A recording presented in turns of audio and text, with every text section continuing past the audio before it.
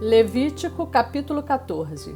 Disse o Senhor a Moisés: Esta será a lei do leproso no dia da sua purificação. Será levado ao sacerdote. Este sairá fora do arraial e o examinará.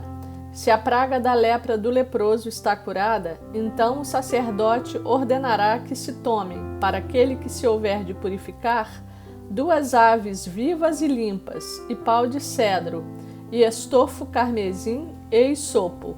Mandará também o sacerdote que se molhe uma ave num vaso de barro sobre águas correntes.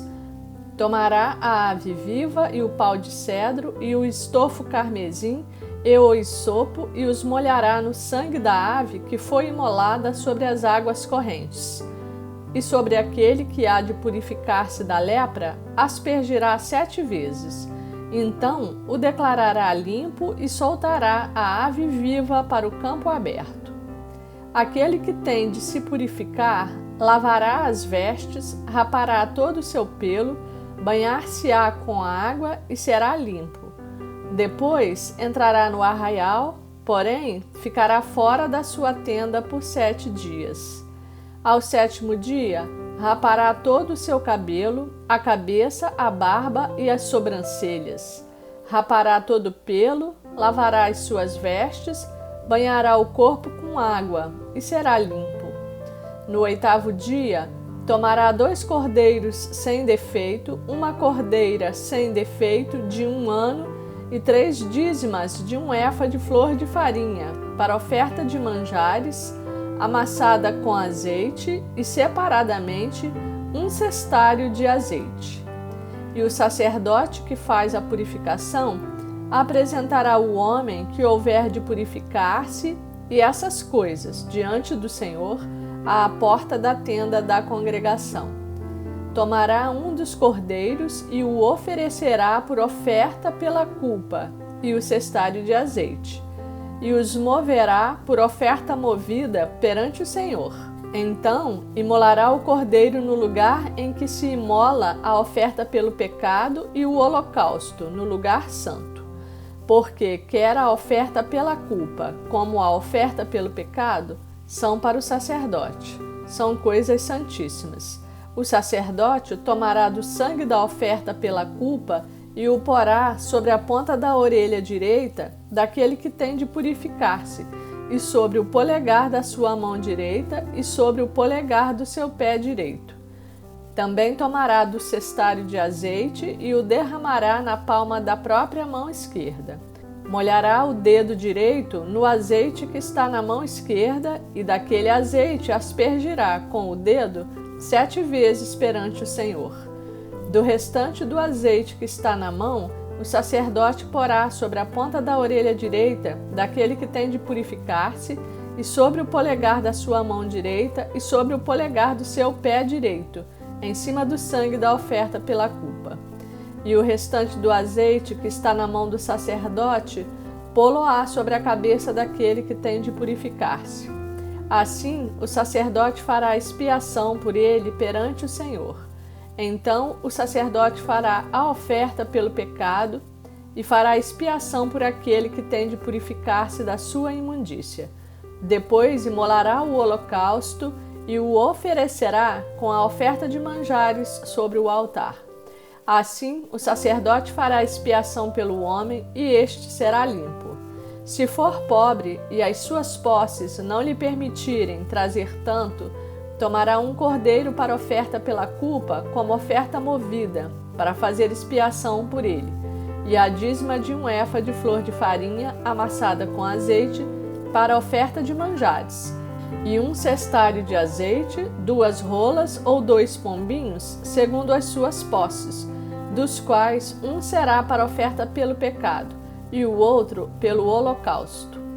Ao 8º dia da sua purificação, os trará ao sacerdote à porta da tenda da congregação perante o Senhor.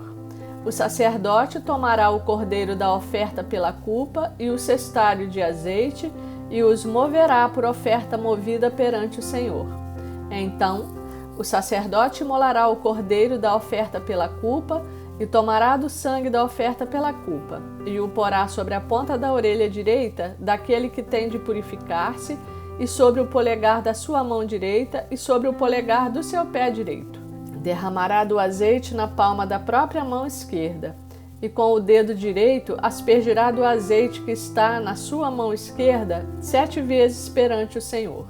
Porá do azeite que está na sua mão na ponta da orelha direita daquele que tem de purificar-se, e no polegar da sua mão direita e no polegar do seu pé direito, por cima do sangue da oferta pela culpa. O restante do azeite que está na mão do sacerdote porá sobre a cabeça do que tem de purificar-se, para fazer expiação por ele perante o Senhor. Oferecerá uma das rolas ou um dos pombinhos, segundo as suas posses. Será um para oferta pelo pecado e outro para holocausto, além da oferta de manjares. E assim o sacerdote fará expiação por aquele que tem de purificar-se perante o Senhor. Esta é a lei daquele em quem está a praga da lepra, cujas posses não lhe permitem o devido para a sua purificação. Disse mais o Senhor a Moisés e a Arão: Quando entrares na terra de Canaã, que vos darei por possessão, e eu enviar a praga da lepra a alguma casa da terra da vossa possessão, o dono da casa fará saber ao sacerdote, dizendo: Parece-me que há como que praga em minha casa. O sacerdote ordenará que despejem a casa antes que venha para examinar a praga, para que não seja contaminado tudo o que está na casa. Depois virá o sacerdote para examinar a casa e examinará a praga. Se nas paredes da casa há manchas esverdinhadas ou avermelhadas e parecem mais fundas que a parede, então o sacerdote sairá da casa e a cerrará por 7 dias. Ao 7º dia voltará o sacerdote e examinará. Se vir que a praga se estendeu nas paredes da casa, ele ordenará que arranquem as pedras em que estiver a praga e que as lancem fora da cidade num lugar imundo. E fará raspar a casa por dentro, ao redor, e o pó que houverem raspado lançarão fora da cidade num lugar imundo. Depois tomarão outras pedras e as porão no lugar das primeiras. Tomar-se-á outra argamassa e se rebocará a casa. Se a praga tornar a brotar na casa, depois de arrancadas as pedras, raspada a casa e de novo rebocada, então o sacerdote entrará e examinará. Se a praga se tiver estendido na casa, há nela lepra maligna, está imunda. Derribar-se-á, portanto, a casa, as pedras e a sua madeira, como também todo o reboco da casa. E se levará tudo para fora da cidade a um lugar imundo. Aquele que entrar na casa enquanto está fechada será imundo até à tarde. Também o que se deitar na casa lavará as suas vestes, e quem nela comer lavará as suas vestes.